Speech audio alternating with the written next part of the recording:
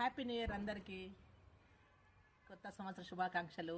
ఈ న్యూ ఇయర్లో అందరూ బాగుండాలని అందరూ అనుకుంటాము. ఒకటి ఏంటంటే, మనం ఏమైనా కొత్త సంవత్సరం ఏదో చేయాలనుకుంటాం. ఆ చెయ్యాలి అనుకునేదానికంటే మనం లాస్ట్ ఇయర్ మనకి ఇప్పుడు ఇంకో సంవత్సరం మనకు దేవుడు అవకాశం ఇచ్చినట్టే.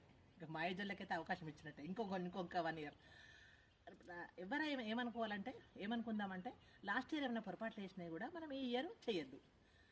ఇంకేమన్నా చేయాలనుకుంటే కూడా చేయాలి అనేది ఒకటి నాకు ఇష్టం. ఇంకోటి అంటే ఏదైనా పెండింగ్ పెట్టద్దు. నా లైఫ్ స్టైల్ ఏంటంటే, నేను ఏదైనా పెండింగ్ పెట్టలే. నేను ఏదనుకున్నానో అది రీచ్ అయినా. ఇప్పుడేమన్నా అంటే నన్ను తెలిసిన వాళ్ళకు తెలుసు నేనేంటో. అంటే కొన్ని రీచ్ అయినా అన్నట్టు. అంటే మ్యారేజ్ అయినాక కూడా నేను చదువుకున్నా, మళ్ళీ బ్యూటిషియన్ నేర్చుకున్నా, 12 ఇయర్స్ నడిపించిన తర్వాత ఇప్పుడు నాకు ఇప్పుడు ఏముందంటే, ప్రకృతి దగ్గర కావాలన్నది. పక్షులను పెంచడము. ఇంకోటి ఏంటంటే, ఈసారి ఇక్కడ ఆనియను ఇవన్నీ ఇవన్నీ పెంచాలనుకుంటున్నా. కూరగాయలు పెంచాలి.